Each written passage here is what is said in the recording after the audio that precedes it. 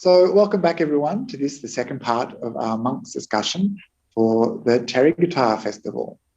So in this part of the discussion, we're looking at bodies and whether they're beautiful or revolting, whether they're young or old, and the concept of spiritual urgency, which comes from looking at the reality of our life and examining old age, sickness, and death.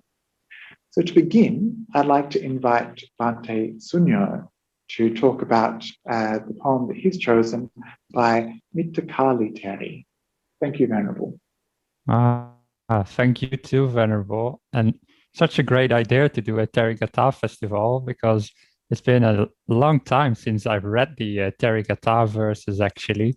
And just the discussion we had last time, just before, I already learned a lot from that as well myself. So it's really nice to just hear these verses again and to reflect upon them. I didn't have too much time to prepare for verses for this discussion right now. So when you asked me to bring up some verses for the festival to talk about, I immediately thought about the verses of, as you said, the Venerable Metacarly. And the reason why I immediately thought of these verses is that I actually chant one of them very often in my heart. I have a set of verses from the Dhammapada and the Theirgatha, and just verses from all over the place that I at one point really inspired me, and I just put them together and have a little list of things to chant just for myself. It's some verses that really inspired me.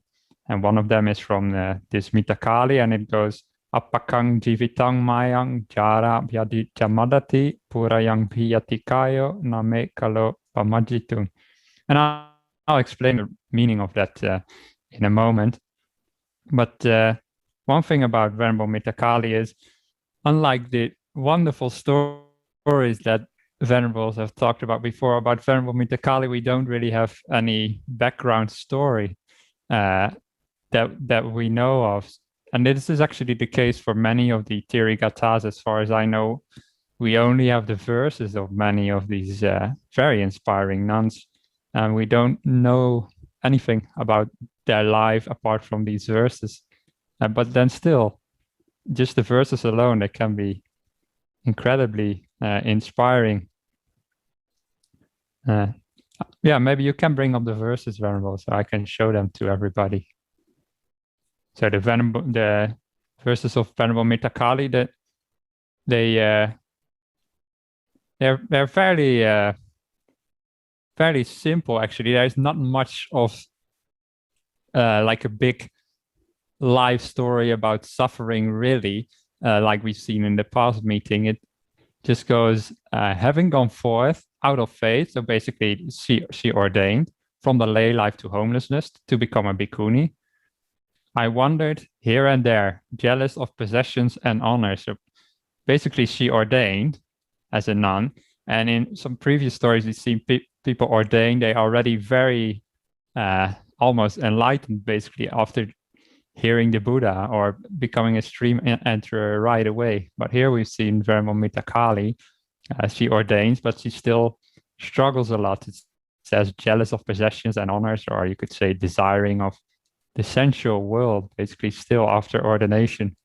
And well, the reason that this inspires me, that is quite relatable to me in a sense, that I ordained, and when you ordain, of course, you have got all these great intentions and ideals, but we are all human as monks and nuns, and sometimes, for me anyway, I'm not going to speak for anybody else, but for me, sometimes I get distracted a bit about the direction that I want to take in my life. And then I read these kind of poems and I say, oh, this is not just me who sometimes gets dragged to like more sensual things, or just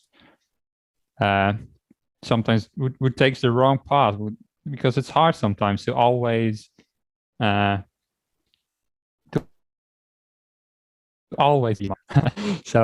I mean, by that I mean it's hard to 24/7 concentrate on Dhamma and meditation and enlightenment, because these are very well, inspiring things, but also very challenging, actually. And then sometimes you just get a bit more into these wrong path of possessions and honors, or, well, not so much honors, but just the sensual world, basically.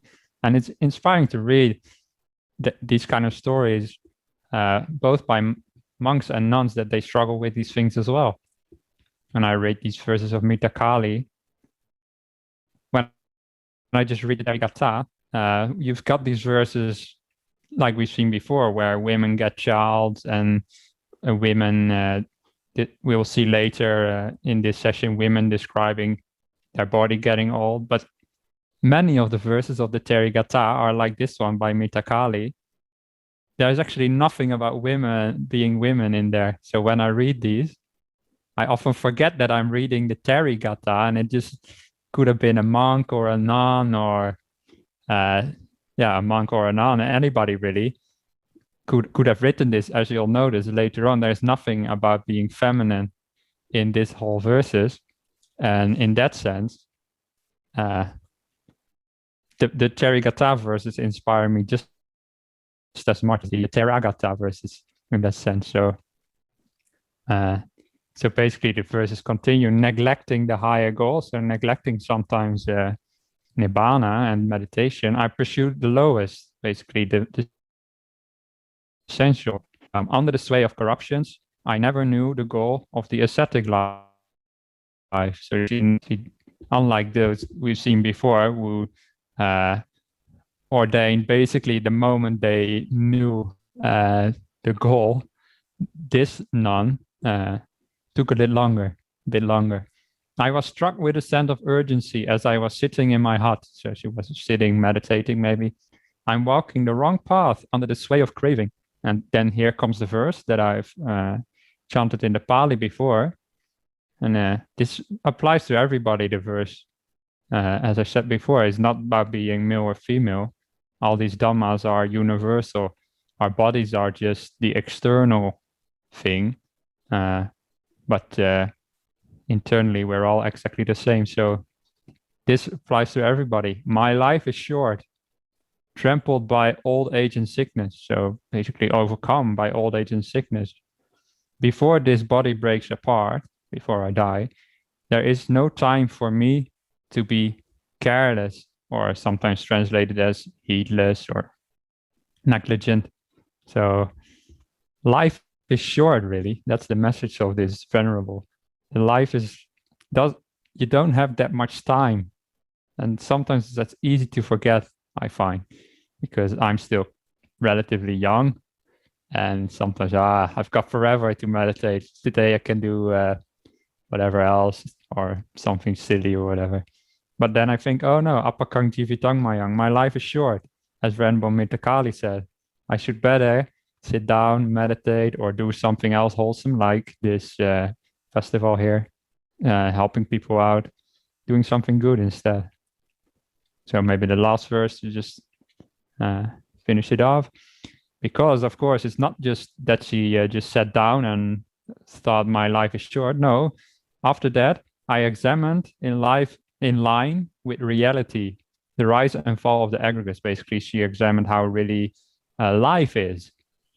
I stood up with mind liberated. So out of meditation, she came and was enlightened, having fulfilled the Buddha's instructions. And this is always the best part of all the Therigatha verses. Almost all of them end in enlightenment. And this is, wow, these women, they are so, they did it, basically. They did it. And that is just the best. And that is so inspiring. And I hope to see many nuns and monks in my life who are able to show me the same thing. And that would be the best. Yeah. Sadhu, sadhu, sadhu. May you also be showing us, Venerable, perhaps. So to continue, we'll talk a little bit about these themes in a little while, but I think it might be good to hear Bhante Sumano's first, and then we can talk a little bit more generally as a group. Bhante Sumano, are you ready to talk? Yes. Wonderful. And please just let me know if you want me to share the screen or anything. Sure, sure. Thank you very much. You're talking about Ambapali Theri. Yes. So similarly to Bhante Sunyo's chosen poem, the poem by Ambapali Theri, is not so much characterized by such a dramatic scene as, say, loss or even heartbreak. And her story, though we do have some information, is more a story of perhaps fame and fortune rather than misfortune. So Ambapali, the story goes that she was found at the foot of a mango tree in Vesali, and in a palatial garden. And she grew up quite beautiful, actually. So the legend goes that people were fighting over her. All the men wanted to court her, and it was causing a problem in the city. So as she grew up and became a woman, the city of Vesali appointed her as sort of the state courtesan. And it's interesting because her story, at least as it's told, is one of a woman who was basically fully in control of her life, even as a layperson. So her profession was quite respected in the city, in the kingdoms. And she was very successful materially in this way, and even became a follower of the Buddha. So her story is actually one of being a follower of the Buddha before any sort of suffering really arose in her life in an overwhelming way. She offered meals to the monastic sangha at the time. She even offered her mango grove to the sangha, which is actually the location of a couple of suttas, discourses spoken by the Buddha, Ambapali's mango grove. So it's interesting that her story has this backdrop of success. Everything is basically going right for her, which in a lot of ways stands apart from what we see in many of the stories in both the Therigatha and the Theirgatha, because then the question is, well, why would she ordain as a monastic if everything is seemingly so pleasant, so luxurious? And so I think that's one of the things that really drew me to her verses, actually, is this similar question arising of how is it that someone who doesn't see the hard truths of life, at least immediately, how is it that they end up, say, ordaining as a monastic, giving everything up? And so we see in her verses that we don't see necessarily what pushes her to ordain. We know that she has a son, and her son ordains as a Buddhist monk. And through seeing him and interacting with him in that way, she's inspired to go forth. But while she is bhikkhuni, we see that she uses all the pleasant conditions that she used to have and uses them as a source of contemplation to see the truth of impermanence, to see the truth of the way things are. And in her case, since she was a courtesan, since she was so beautiful, she takes that beauty, that fame that she had, and investigates it. And through that investigation, she's able to realize the highest truth.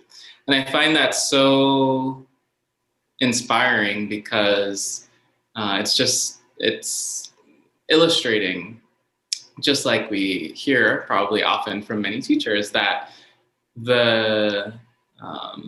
this body, this situation that we're in right here and right now is where our spiritual work is to be done and where the most benefit is to be found. So we can take a look at her verses, if Bhante Akaliko able to pull them up for us. And somehow I ended up choosing the longest set of verses, at least from the group. But I think I'll actually be able to just read through them. They're pretty straightforward. So I think the impact will come just from hearing and reflecting on this Venerable Bhikkhuni's words. So the verses go, "My hair was black as bees, graced with curly tips. Now old, it has become like hemp bark. The word of the truthful one is confirmed. Crowned with flowers, my head was as fragrant as a perfume box. Now old, it smells like dog fur. The word of the truthful one is confirmed. My hair was as thick as a well-planted forest. It shone, parted with brushes and pins. Now old, it's patchy and sparse. With plaits of black and ribbons of gold, it was so pretty, adorned with braids. Now old, my head's gone bald.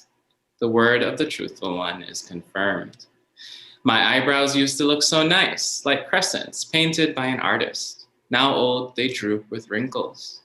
My eyes shone brilliant as gems, wide and deepest blue. Ruined by age, they shine no more. My nose was like a perfect peak, lovely in bloom of youth. Now old, it shriveled like a pepper. My earlobes were so pretty, like lovingly crafted bracelets. Now old, they droop with wrinkles. My teeth used to be so pretty, bright as a jasmine flower. Now old, they're broken and yellow. My singing was as sweet as a cuckoo, wandering in forest groves. Now old, it's patchy and croaking. My neck used to be so pretty, like a polished shell of conch. Now old, it's bowed and bent. My arms used to be so pretty, like rounded crossbars. Now old, they droop like a trumpet flower tree. My hands used to be so pretty, adorned with lovely golden rings. Now old, they're like red radishes. My breasts used to be so pretty, swelling round, close, and high. Now they droop like water bags. My body used to be so pretty, like a polished slab of gold. Now it's covered with fine wrinkles. Both my thighs used to be so pretty, like an elephant's trunk. Now old, they're like bamboo. My calves used to be so pretty, adorned with cute golden anklets. Now old, they're like sesame sticks. Both my feet used to be so pretty, plump as if with cotton wool. Now old, they're cracked and wrinkly. This bag of bones once was such, but now it's withered, home to so much pain. Like a house in decay with plaster crumbling, the word of the truthful one is confirmed. So, well, on one hand, I love that she just gave us a wonderful guided meditation on the body. So we could record that and play it back to ourselves if we ever want to do a body scan that has some insight meditation in there as well. But going back to the point that I had mentioned earlier, how we see someone who previously was quite intoxicated with youth, with beauty, with fame, using that as sort of the mud for a lotus, if you will, using that as the basis for contemplation, to see what's the true nature of these things that we hold so tightly to, and things that we think will last in one way, shape, or form for quite some time. And especially with the body, it's such a potent thing to observe if we observe it carefully, because we can see, we don't have to wait too long, that it starts to become otherwise. What was firm and strong and smooth becomes weak and brittle and wrinkled. What's shiny and glowing becomes dull and unattractive. And I love, too, that coming from a woman, especially, coming to this recognition, it also counteracts this narrative that is often also pushed, that women are sort of vain creatures or people who are concerned solely with their looks. But here we have a woman an enlightened being, who says that no, what's most important actually is true understanding, and what's most important is wisdom. And using her own powers of investigation to confirm the teachings that she's heard. And for all of her verses anyway, it's this down to earth, this is how things are sort of message that she shares with everyone. And I think that's also one reason, pointing also to Venerable Sunyo's point about the universality of her verses, that this applies to all of us. And so it's one that I also reflect on from time to time, to remind myself that the nature of things is to decay. And so to get caught up in the chase for being one way or another, or getting one thing or another, is a losing game. And instead we can use the urgency that we see in all of the verses, actually, especially the ones we've spoken about, to do my best, even though I too get distracted from time to time. So it's always wonderful to keep coming back to these verses, especially those from the Therigatha. Sadhu, sadhu, sadhu. Thank you so much, Sadhu. Venerable, for your analysis, and thank you, Bhante Sunyo, as well. Does anyone have anything they'd like to add about these verses? Maybe Bhante Damita, you might have some insights to share with us. Yeah, I guess Bhante Sumano kind of covered everything, like nearly everything. I mean, the things sort of came to my mind, like it's how sort of bluntly she put about like the condition of her body, like with her old age. So yeah, I mean, we really appreciate when people sort of are really, cutting through to the matter, and sort of sharing their story, their grief, and they were well off in this case, but somehow the worldly dhammas and the anicca sort of kind of catches up eventually. So I think we appreciate this this love of truth. So be a man or a woman, sort of when people sort of talk the truth, that sort of pleases us, right? Like, I guess that's what we rejoice. So I cannot quite enjoy. Thank you, Bhante Sumano, for choosing those verses, because that's also one of my favorites, actually. Although we had kind of a limited time frame and sort of the limited choices, but kind of that's also a classic, in my opinion. Yeah. I can imagine in the original Pali as well, especially with that refrain of the seeing the truth of what the Buddha spoke, that it almost feels a little bit like a song or something that really would be quite maybe a bawdy song.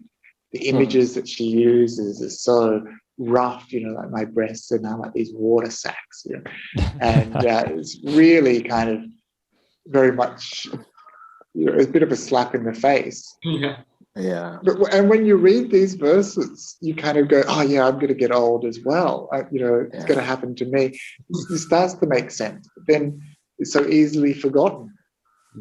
And one of the words in your poem, Venerable Sunyo, that you read, sorry, Mittakali's poem, which you read, is this concept of samvega. I'm not sure how you're translating it, but this is often translated as spiritual urgency, and is one of the things that sense of urgency. Yeah, well, that is what I find sometimes, not just about these verses, but about the whole Dhamma and all the teachings of the Buddha and the monks and the nuns. Something that keeps surprising me is that how often it is about getting old and about dying, because in a sense, to me, that seems pretty obvious that is going to happen. Like, okay, everybody's going to get old and die. It seems, why do you keep telling me this? like these nuns, they tell you about how their body gets so old and how they are going to die. It seems almost like unimportant to tell us, because you want to know what's the real deep Dhamma, you know. Tell me about the rebirth and craving leading to rebirth and these kind of things. But no, they keep coming back to these concept of sickness and death and old age, and why they do that. It must be something that we can learn from that, something we are not yet seeing, and when we're not fully enlightened, because they talk about it as if you would have to practice these contemplations all the way until enlightenment, not just in the beginning stages, but all the way through. So that's what I get from these verses, this samvega, this sense of urgency, or this sense of urgency sometimes sounds a bit too powerful, maybe just a sense of driving you on to practice. That's what I get from these verses, and I find that really, really helpful. So what Venerable Sumano spoke about, those verses, I've also reflected on. And it's interesting that they reflect their own bodies, right? Mm. So you reflect your own body getting old, but sometimes it's also helpful if you have a lust or something to reflect of other people's body getting old as well. So that especially for monks, I suppose, for me anyway, it's very helpful to sometimes reflect, okay, yeah, men and women, everybody gets old, and why would you crave for sensual contact or whatever? It's just a temporary thing. I'll go for something higher pleasures from the Dhamma. That's what I get from these verses at this moment anyway. You always get something else out of it every time you read it. So that's why it's so nice to have these kind of discussions as well. See what other people get out of these verses. Yeah. Thank you, Venerable. Yes, it's hard. I can imagine, though, it's much easier to contemplate old age when you have already passed through the flower of youth and enjoyed yourself. And then when you're getting old, then it's the real contemplation, isn't it? That's when, and this is something that I think is difficult to understand in your own body, which is why, of course, they're always repeating this teaching to us. Please start chipping away at this conceit that you're permanent or you're fixed and stable and you'll last for a long time. And it's something we only realize, perhaps when we start to get to middle age, as I am now, and see my parents aging, people around me aging, and seeing the decrepitude coming and making that connection with myself. But then reading these verses, and you're right, so many of the Theris talk about old age, sickness and death, as with the Theras, but it's almost like an alarm bell warning. I think one of the things that really pleases me about Ambapali Theri's poem is that she does it so well, and there's almost, I think, a sense of humour in that warning that she's giving us as well. Like, she's making it very real, concrete, personal, but in a way which is understandable and relatable. Yeah. And how contrasting these metaphors are. Like earlier it was like this, and now it's like this. It's sort of a very graphic, isn't it? So and yeah. nose like a pepper. That I would like to see that. Very striking, striking images. Mm. And actually, that's one of the things about these poems. I think that they were spoken is quite important, because the imagery in them is very graphic and very easy to see, quite different to maybe poetry which is written.